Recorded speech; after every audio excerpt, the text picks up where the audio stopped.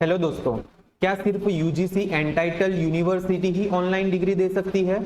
क्या UGC eligible university की online degree valid नहीं होती? और यूजीसी वेबसाइट पर एलिजिबल, एंटाइटल्ड और कैटेगरी 1 का क्या मतलब है? अगर आप ऑनलाइन डिग्री लेने की सोच रहे हैं तो इस वीडियो को अंत तक जरूर देखें, क्योंकि आज हम सिर्फ और सिर्फ यूजीसी की ऑफिशियल वेबसाइट और यूजीसी रेगुलेशंस के आधार पर पूरी सच्चाई को जानेंगे। जब मैंने UGC-DB की ऑफिशियल वेबसाइट देखी तो मैंने देखा कि जब कोई यूनिवर्सिटी ऑनलाइन प्रोग्राम के लिए UGC-DB पोर्टल पर आवेदन करती है तब रजिस्ट्रेशन के दौरान उसे 3 अलग अलग विकल्प दिखाई देते हैं: एलिजिबल, एंटाइटल्ड और कैटेगरी 1। यहीं से सवाल शुरू होता है, अगर तीनों ऑनलाइन एजुकेशन से जुड़े हैं तो इनके बीच का अंतर क्या है? आइए ऑफिशियल UGC रेगुलेशंस के आधार पर इसे समझते हैं। सबसे पहले यह समझिए कि यूजीसी ने ऑनलाइन एजुकेशन के लिए 3 अलग अलग रेगुलेटरी रूट्स बनाए हैं: eligible HEIs, entitled HEIs and category 1 HEIs।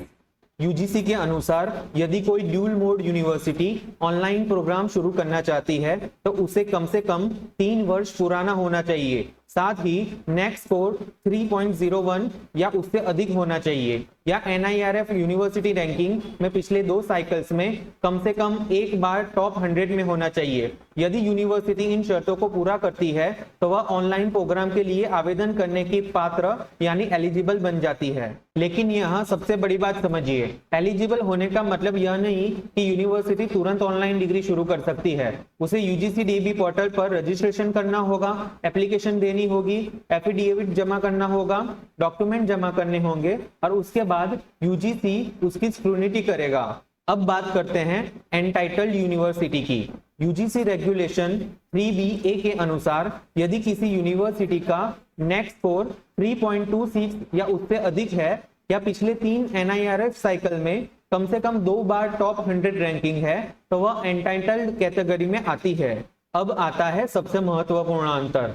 Entitled university UGC की प्रायर अप्रूवल का इंतजार किए बिना ऑनलाइन प्रोग्राम शुरू कर सकती है, लेकिन इसका मतलब बिल्कुल भी ये नहीं है कि उसे यूजीसी से कोई लेना देना नहीं है। उसे भी रजिस्ट्रेशन करना होगा, एप्लीकेशन देनी होगी, एफिडेविट जमा करनी होगी और यूजीसी रेगुलेशंस का पूरा पालन करना होगा। यानी अंतर केवल प्रायर अप्रूवल का है। ऑफिशियल यूजीसी इंस्ट्रक्शन के अनुसार entitled university maximum 3 under graduate और 10 पोस्ट ग्रेजुएट प्रोग्राम्स यानी कुल 13 प्रोग्राम्स प्रायर अप्रूवल के बिना शुरू कर सकती है।